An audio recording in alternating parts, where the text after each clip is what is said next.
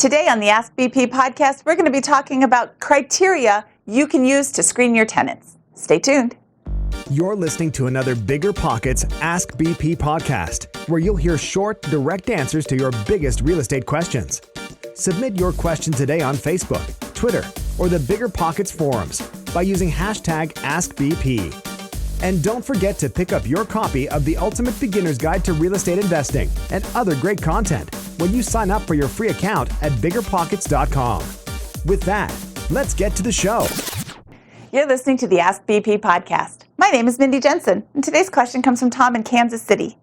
He asks, what are the most important criteria for screening tenants? Screening tenants can be the difference between making money and losing your shirt as a landlord. So you want to do a thorough background check before you rent your property to just any old schmo that comes in off the street. There's many things to consider when you're running a background check. One of the top things, the first thing you want to look at is their credit score.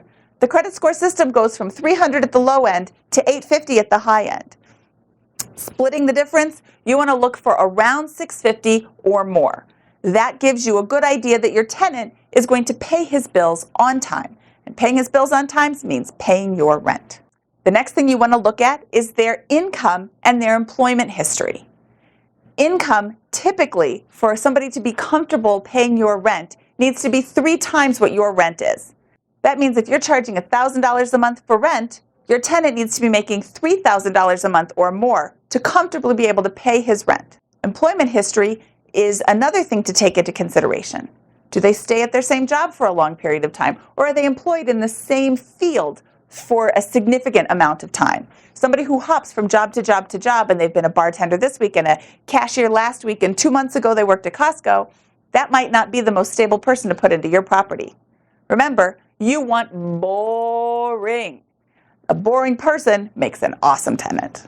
If they pass those two, you want to look at their criminal history as well. You don't want to rent to the guy who beat up his girlfriend last week. The guy who smoked a joint 10 years ago when he was 18 might not be such a bad person to rent to. So give different weights to different criminal activities, but do run a criminal background check so you know who you're dealing with.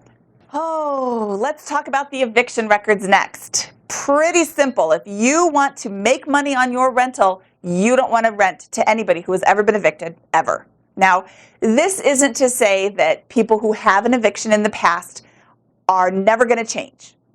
Everybody deserves a second chance. But if you want to make sure that your rental consistently brings in money and you don't have to worry about all the monkey business that goes on with evictions, you want to just say no to anybody who has ever had an eviction in their past. Here's something that on the BiggerPockets forums gets a little bit of debate back and forth is the past landlord references. A stand-up person is going to tell you, these were my last landlords, here's the addresses, and then when you call those landlords, they're going to say, yes, they paid on time, yes, they were a good tenant, no, I never had any problems, yada, yada, yada. The problem is, not everybody's a good tenant. So if I have a problem with my current landlord, maybe I don't tell you that Bob is my landlord, maybe I tell you that Bob is my landlord. I tell you that my friend Jason is actually Bob, and I have Jason answer the phone as Bob. Jason gives you a glowing review of me when in fact I might not be such a great person. One way to make sure you're talking to the actual previous landlord is to ask open-ended questions like, how long did they live there? Or what months did they live there? Ask about the past landlord addresses. Make sure that you're talking to Bob and not Jason being Bob. Another problem that you can come into with the past landlord reference is the current landlord or the immediate past landlord may give you a glowing review just to get that person out of their property. That especially happens with the current landlord. Try to ask open-ended questions of the landlord. What were the dates that they lived there? What is the address? How would you characterize them as a tenant? You don't want to say, did they pay their rent on time? Yes. Did you ever have a late fee? Did you ever assess them a late fee? Gives you a little bit more information than did they always pay their rent on time. It's the same question asked in a slightly different way. One thing you want to make sure is that you don't discriminate. Federal fair housing regulations require you to turn a blind eye to race, color, national origin, religion, sex, familial status, and handicap. That means you can't discriminate on somebody just because they have kids. You can't advertise that this is in a great neighborhood right by a church. You want to keep all of those comments out of your advertisements, and you want to keep all of those comments out, all of those thoughts out while you're doing your background check. Your state may have additional protected classes. Colorado, where we're located, protects against gender identity, sexual orientation, and age, in addition to all of federal protected classes. So you want to make sure you do your state regulation laws as well. Now, I'm not saying that all of these criteria will guarantee you the perfect tenant. It is entirely possible to have a sub 650 credit score in a guy who makes half of the income that is necessary and jumps from job to job. He could be a great tenant.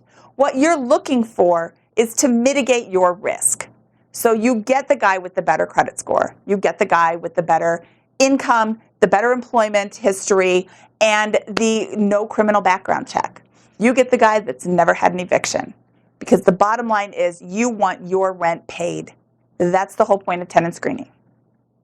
That brings us to today's success quote, which comes from Ronald Reagan, who says, "Trust but verify." Remember, in pursuit of your goals, don't just learn, but take action. For the Ask BP podcast, this is Mindy Jensen signing off. You've just heard another episode of the BiggerPockets Ask BP podcast. Submit your question today on Facebook, Twitter, or the BiggerPockets forum by using hashtag AskBP. And for more incredible real estate investing tools and education, including a free download of our book, The Ultimate Beginner's Guide to Real Estate Investing, head over to BiggerPockets.com and sign up for your free account today. We'll see you on the next show.